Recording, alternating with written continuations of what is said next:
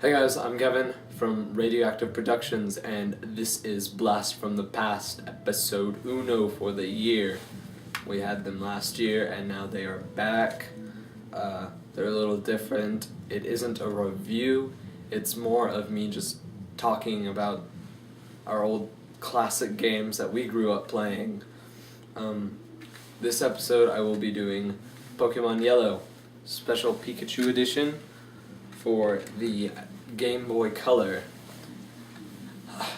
First of all, I will be talking about the similarities and differences to the other games, and then I'll move on to actual things like gameplay and plot.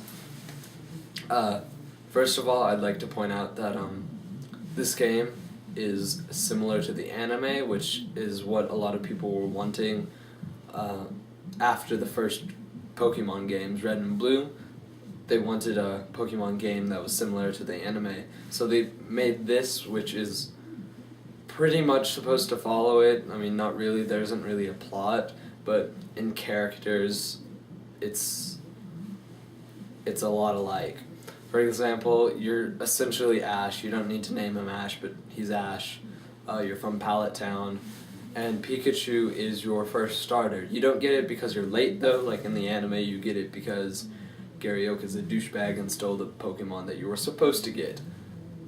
Everyone loves Gary Oak. No. So then Professor Oak gives you a Pikachu which you are stuck with, and Pikachu hates you, and he also hates being in his ball, so he just gets out, refuses to stay in it, and he just follows behind you the entire time.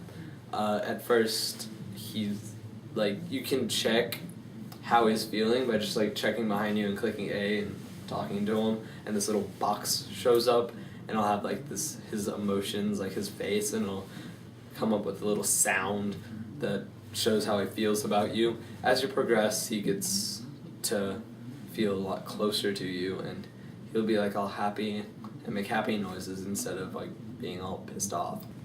Another thing that is different from the other games is that in this one you can have all 3 starter Pokemon, which you don't get to do in the others, because for me growing up it was really difficult to choose between Bulbasaur or Charmander or Squirtle. That was difficult. That's difficult for a kid. Now I usually go for the same one, but as a kid then that's a difficult choice. Anyways, I'm moving on to gameplay. The gameplay is fairly simple.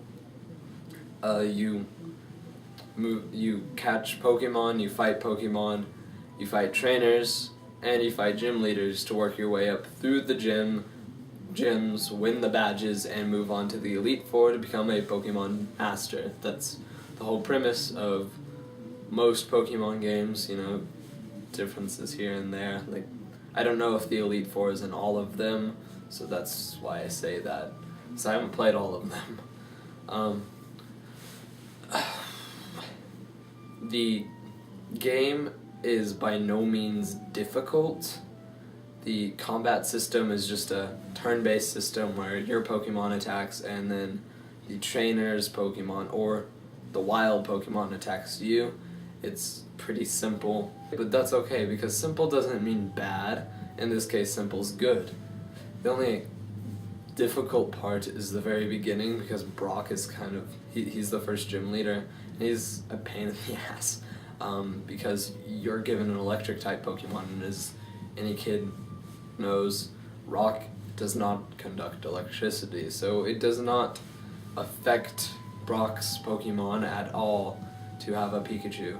So you have to catch all these normal Pokemon, which basically do no damage to him. What I always had to do was go into that forest and capture a Caterpie and wait for it to evolve into a Butterfree, because then it was really easy to take him down, but other than that it was pretty difficult to do. But that's the first gym leader, and it's really one of the most difficult parts in the game. There isn't much in it that's difficult at all.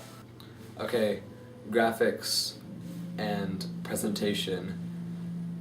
The graphics are just little sprite characters. I'm sure many of you are familiar with it if you grew up with Pokemon like I did.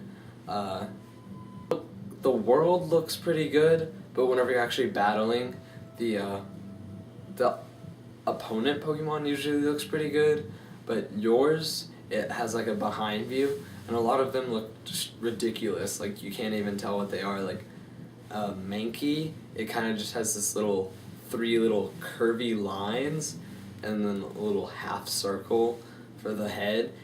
And it's like arms and a tail and a head, and you can't really tell what it is. It just kind of looks like weird tentacle things.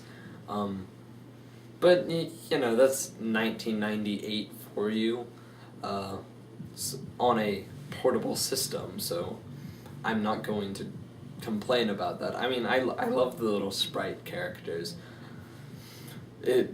I'm saying how it is. Sound is some of the most memorable sound I've had. I grew up playing it, and all the music in all the towns, the battle music, the route music, it just gets stuck in your head. So I do love the music from the game. Overall, I enjoy it. It's different from the other Pokemon games because it's a lot more like the anime, but that's okay. Different's good. I mean, you don't want a same game.